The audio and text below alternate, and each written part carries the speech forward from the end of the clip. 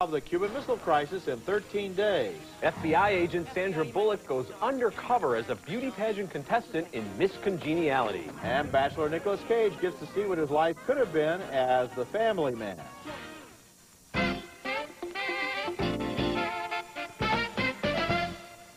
I can tell you, right now, I don't see any way around hitting them. If we hit them, kill a lot of Russians, they'll move against Berlin. All right, they attack Berlin, that's NATO, and we're at war. Kevin Costner plays an advisor to the Kennedys in 13 Days, one of 6 new movies we'll be reviewing this week. I'm Richard Roeper, columnist for the Chicago Sun-Times. And I'm Roger Ebert, film critic for the Chicago Sun-Times. For 13 days in November of 1962, the world stood on the brink of nuclear war as President John F. Kennedy told the Russians to get their missiles out of Cuba or else. 13 Days, a fast-moving, intelligent film by Roger Donaldson, views that crisis through the eyes of Kennedy-age Kenny O'Donnell, played by Kevin Costner, as a trusted advisor the president turns to as a sounding board. You realize what you're letting yourself in? Kenny, no, we need the flights, because the minute that first missile becomes operational, we gotta go in there and destroy them. Fair enough, but Castro's on alert, and we're flying attack planes over their sites on the deck. That's Bruce Greenwood as Kennedy. The White House staff is terrified by the thought of nuclear holocaust, but some of the military, including Air Force General Curtis LeMay, seem almost eager for it. He is played by Kevin Conway. Now, General, what are the Soviets gonna do when we attack? Nothing. Nothing. Nothing. Because the only alternative open to them is one they can't choose. For a time, it looks as if the nation may actually be going to war. Secretary of Defense Robert McNamara, played by Dylan Baker, suspects the military is trying to provoke hostilities. We were not attacking that ship. We were firing over it. That was not the president's intention when he gave that order. What if the Soviets don't see the distinction? What's clear is that Kennedy had to decide whether he could trust Khrushchev at the same time that he had to wonder if his top military command, itching for a showdown, was trying to outmaneuver him. By telling the story through the eyes of O'Donnell, 13 Days creates surprising suspense, even though we know how the crisis turned out. And Costner is very good here as a man trying to balance his duty to his country with his concern for his family. I think it's a superb film, but I'm going to make the argument to you that it would have been better without Kevin Costner in it, because he's such a big star that the camera goes to him too many times. He's in the room with the Kennedys, and I know this is a real character, but I think his importance in the missile crisis and to the Kennedys is probably elevated here. I also think that Costner has a lot of trouble with the New England accent, that he kind of goes in and out of it, and sometimes he just does it too heavy. That was distracting to me, but I'm still recommending the movie because it's so well done, well-paced, and as you said, obviously we know that we didn't go to nuclear war, but to see how we got to the brink of that, and the real bravery of the Kennedys was in not escalating and not going into military action. But again, I was distracted by Costner, by his very presence in this movie. But of course, they were ready to go to military action. That's what the movie makes frighteningly clear. Absolutely. That we almost had a nuclear war, and that would have been bad for everybody. And we also found out that a lot of these military people did not respect the Kennedys, even though John Kennedy himself was a war hero, that they didn't really believe these guys belonged in the White House. I'm going to defend Costner because, you know, he is the star of the movie, and the movie is told through the point of view of his character. So if you do that, if you make that choice, then of course he's always going to be in the room because he's the guy who's there to record what's happening. And Kenny O'Donnell and other people did write their memoirs and were sources for some of this information. So I thought it was fine. I found it to be a little... You know, I recognize some of the other people in the movie too. I mean, Dylan Baker and so forth, because we've seen them before. You know, real-life characters, but again, I think it was just more of a distraction than a help to the film. Okay. Okay, our next movie is Chocolat, with Juliette Binoche starring as Vianne, an unmarried mother who causes a great stir when she arrives in a puritanical French town in 1959 and opens a seemingly magical chocolate shop. The sanctimonious Mayor Renaud, played by Alfred Molina, is outraged that this woman would dare to sell these decadent treats just as Lent is beginning. Let me try and put this into perspective for you. You'll be out of business by Easter. I promise you that. Vianne's landlady is a cantankerous free spirit who has been forbidden to see her own grandson. Vianne engineers a meeting. Would you like some cake? Oh. I'm not supposed to. Don't worry so much about not supposed to. That's Judi Dench in a great scene-crunching part as the feisty old gal. Johnny Depp also shows up as an Irish roustabout who sails into town bringing possible romance. Are you here to save us? Are you the Catholic Aid Society, French Family League, Communist Workers? Which idea are you selling? Chocolate. This is the kind of movie where just about everyone is witty and fabulously attractive. The recipe for Chocolat is equal parts whimsy, romance, and slapstick comedy, with Binoche lighting up every scene with a smile sweeter than any confection. Chocolat has some serious things to say about the hypocrisy of intolerance and the joys of tasting life, but these messages are presented within the textured coating of a neatly gift-wrapped fairy tale. Yeah, I liked it a lot. And Julia Binoche does have a smile and a face and kind of a sanity and intelligence in her eyes. It just makes her one of the most pleasant movie actresses to watch, and I enjoyed the entire movie. I have one observation. It's not a criticism. All right. It goes without saying that the Christians are the intolerant prudes who turn their nose up at everything. It's always the religious people who are the bad people. Well, always. yeah, but in this movie, many of them come to see the light. There's a young they priest come who's to a see nice the light, character. yes. Well, usually the priest actually comes to see the light very quickly. Yeah, it's a sweet film, though. Truly, but it is, on every level. Sweet film. I'm just pointing that out because when I was sitting there, I was thinking, Well, you'll never get it the other way around. I can live with that. Okay, but it is a lovely film, and it was very entertaining. Yes, absolutely. And Binoche, fabulous. Okay, coming up later, Nicolas Cage is a wealthy single on Wall Street who finds out what life is like as the family man. And coming up next, Cate Blanchett is enlisted to help solve a murder in The Gift. What's the matter? You see something bad? Your daddy.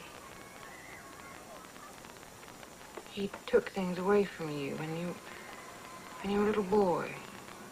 Cate Blanchett plays Annie Wilson, a young widow in the rural South who has psychic powers that she uses to counsel people in our next movie called The Gift.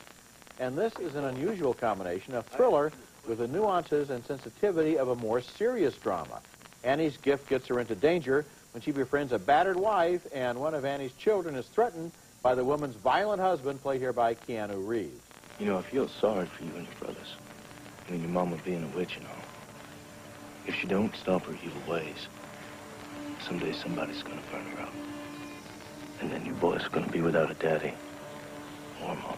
Her son's principal, played by Greg Kinnear, is engaged to the town beauty, played by Katie Holmes. You think we'll live happily ever after?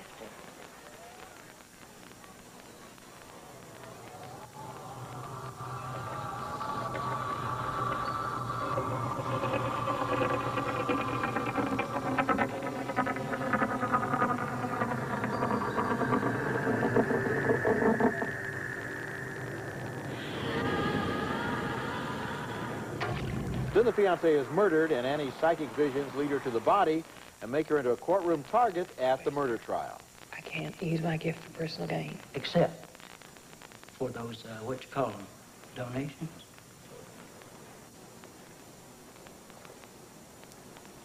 You've had some personal trouble with Donnie Barksdale, haven't you, Miss Wilson? The Gift was directed by Sam Raimi and written by Billy Bob Thornton and Tom Epperson. Raimi and Thornton also worked together on A Simple Plan, a great movie. And again, this time, they deepen and strengthen the thriller elements in their story by creating such believable characters. Blanchett is the key. She's a strong, quiet woman whose calm makes some of the scenes scarier than if she ran around being hysterical. Oscar winner Hilary Swank is convincing as the battered wife, and Giovanni Ribisi is creepy as another of the psychic's clients. The Gift is a surprisingly effective film. It really is, and you mentioned the cast, and obviously the cast is really good, but there have been other horror thrillers in recent months, something like What Lies Beneath. That had a great cast, too.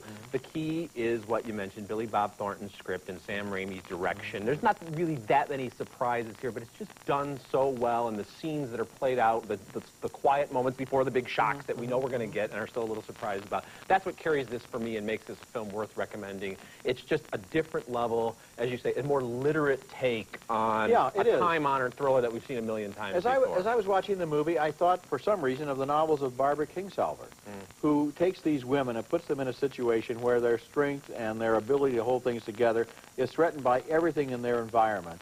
And I know that this isn't the same kind of story, but the character of played by Cate Blanchett is handled with the same delicacy and the same detail, so it becomes a real person and a real story, even though it's a thriller. And people like Katie Holmes and Hilary Swank and Keanu Reeves, smart actors who will take offbeat roles in a movie like this. All right, coming up next, Nicolas Cage finds his life upended in The Family Man. I don't have time for this right now. I'm in the middle of a deal. Well, you're working on a new deal now, baby.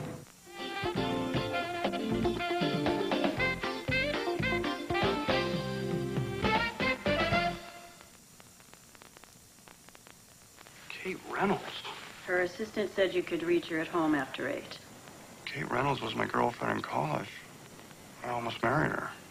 Wall Street superstar Nicolas Cage is briefly reminded of the girl he left behind in The Family Man, a 21st century holiday romance with elements of It's a Wonderful Life and A Christmas Carol. Cage plays Jack Campbell, a financial stud and career bachelor who's plunged into a parallel world where he's given an all-too-realistic glimpse of what his life would have been had he married his college sweetheart, Kate, played by Téa Leoni. Jingle bells, Santa smells, Rudolph played a egg. La la la la la. Never mind. Who's here? Rise and shine. Don't you think we should open some presents? I think maybe you should give Mama 5 Come on, minutes to Dad, bed. get It'll be up. fun. Can we do that? It's Christmas. It's Christmas. At first, Jack is horrified by his cheesy New Jersey life, but he comes to treasure his children, his friends, and most of all, Kate. God, you're beautiful. Thanks, Jack. No, I'm serious. You're really stunning. This is good stuff. I want you to keep this up. I mean, you were always a very pretty girl in college. There's no question about that. But this... Téa Leoni is simply wonderful as Kate, who's down-to-earth and decent, but also smart and sexy and vibrant. Nick Cage is also effective, and I loved every moment of the relationship on screen. But while the domestic scenes feel authentic, remember, that's the fantasy portion of the movie, and the screenplay paints Jack and Kate into a corner from which they cannot escape. Jack and Kate didn't get married, and they didn't have children, and they didn't share all those moments together, and when reality finally intervenes, the resolution felt cold and disappointing. I'm giving a very reluctant thumbs down to The Family Man. You know, my thumb is slightly down, too, and that despite the fact that I love the work of Nicolas Cage and Téa Leoni in this movie, and they're sweet together, and they're warm together. And one problem I had was, all through the movie, I kept thinking of a movie that came out earlier this year called Me, Myself, I, starring Rachel Griffiths, in exactly the same story. Chooses not to marry this guy she should have married. Devotes herself to her work. Magic happens, and suddenly she finds out what it would be like to be married to this guy and to have these children. Even down to the detail that the little kid knows it's not his real parent. Right down the line, and if you look at the two movies together, Me, Myself, I handles the same problems, including the one that you pointed out, much better. So as I think of the two movies, I can't recommend this one over that one, even though I think the work by the actors is really I like so much rate, of this. I probably like this better than any movie that I'm not recommending this year, but it just puts us in a situation at the end where we're really left high and dry. Maybe it should have started off with him as the family guy who finds out what his life could have been had he been a Wall Street banker. That will be next year's movie. That's somebody right now, some writer, Go just the other heard way. you say that, and they're writing the first page of that screenplay. Our next movie is named The Claim, and it evokes the coldness and desperation of the Northern California frontier, the Sierra Nevada, and its story of a man who built and ruled his own town, but paid a terrible price for that power. Peter Mullen plays Mr. Dillon, the dictator of Kingdom Come, California. One day, two women ride into the town, and we sense at once they have a connection to Dillon. Nastasia Kinski is the mother, and Sarah Powley plays her daughter. Mr. Dillon. That's him on the horse?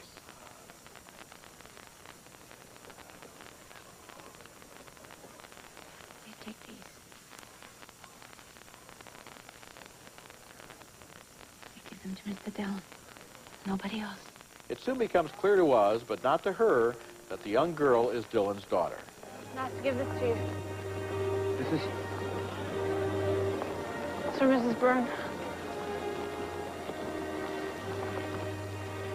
Hope!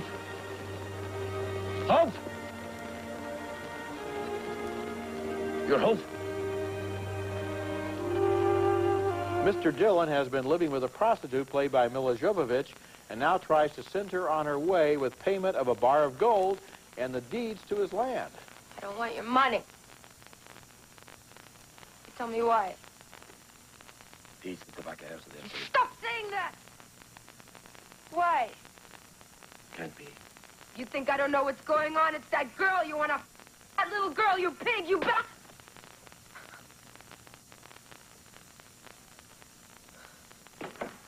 The story of how and why Mr. Dillon became separated from his wife and daughter is buried in old secrets and deep shame, and for his behavior then, he cannot forgive himself now. The Claim was directed by Michael Winterbottom, who creates a cold, stark, forbidding world of newly arrived settlers trying to hang on in the middle of the winter. I was reminded a little of Robert Altman's McCabe and Mrs. Miller. The story is essentially a tragedy, the fall of a powerful man, but the movie makes it intensely human. I was reminded a lot of McCabe and Mrs. Miller, and that's one of my favorite movies, and this movie is nearly as good. That's how much I liked it. Winterbottom has a way of sort of dropping his camera right into the middle of these scenes. A lot of Westerns have this sort of panoramic, kind of backlot feel, and in this movie, from the opening scene where everybody's sort of arriving in this town, the railroad guy and the long-lost ex-wife, you get the feeling that this is going to be a lot grittier, a lot more realistic than most Westerns. You can almost feel the cold on your fingertips. It's so well done. Yeah, the one thing this movie remembers is that in the middle of the winter, in a very cold mountain town where they just have a few log fires, there aren't a lot of panoramic vistas because everybody is huddled around the fire. They're and it all gives inside, you that claustrophobic feeling. Yes. And then you find out that this man is so sad, this Mr. Dillon, what he did and the price he has paid. He doesn't care about the village that he has built or the fact that he is the local ruler. And he's a pretty good ruler in his own way. He actually is. And there's a beautiful scene where he literally moves his house closer to be with this woman. That's just one of those cinematic images you'll never forget. Coming up next, Sandra Bullock goes undercover to stop a killer who is targeting beauty queens in Miss Congeniality. Don't mess with me.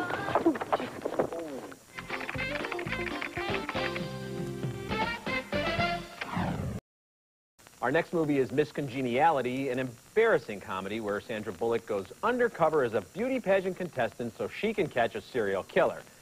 If that sounds like an awful premise to you, congratulations, your instincts are intact. Michael Caine slums it here as a Henry Higgins type assigned to transform Bullock's character, Special Agent Gracie Hart. Philip, could I have another Cabernet Sauvignon, please? Another cake for you? I'm good, thanks. That's okay, Philip. So, now how long have you been doing this pageant training thing? I'm sorry? What was the question? I was distracted by the half-masticated cow rolling around in your wide-open scrap. Gracie nearly blows her cover by tackling a man with a gun at the pageant preliminaries. Look, he had a gun. Of course he had a gun. This is Texas. Everybody has a gun. My florist has a gun. I don't have a gun. My ancestors were Quakers. Stan, please. Look, we're going to assume that any man with a weapon is a suspect. Not anymore. We got the DNA results. The envelope from the citizen was licked by a woman. DNA? There's never been any DNA before. Well, he slipped up, or I should say she. This is preposterous. Candace Bergen and William Shatner seem to think they're in a campy send-up, or maybe they're just bad actors. There's also a poorly developed and completely uninvolving romance between Bullock and Benjamin Bratt. She's an emotional fourth grader, and he's an intellectual dwarf. Sandra Bullock is an appealing actress, but she has a penchant for selecting terrible scripts, and this is one of the worst. And I have to point out, she's also about a decade too old for this part, although 20-ish actresses everywhere should be grateful they weren't saddled with the clunker that is Miss Congeniality. Now, I thought she looked convincing as a beauty contestant, and I think she was in the 35 and above division? Oh, come on now. You're not being very gallant. Now, she was a lot more convincing, for example, than Minnie Driver in Beautiful. Oh, wow. There's a comparison for you. And, two really bad movies. she is an engaging actress, and I enjoyed her in this movie, and yet I didn't like the film. Yeah. I'm sorry, but the parts don't come together. The characters aren't convincing. Benjamin Bratt doesn't really fit in anywhere. No. Michael Caine is always fun. Sure. But he's on his own planet, and it just didn't click. Although at the same time, it wasn't, in Beautiful, I was suffering. In this movie, I wasn't suffering. It was silly, and I kind of liked it on that level, even though I'm not going to go thumbs up on it. I don't think it's as bad as you said it was. You don't have to apologize. The people who made this movie should be saying, I'm sorry, okay? Okay, well, we'll wait for that to happen. That will probably take a while. We'll be back in a moment.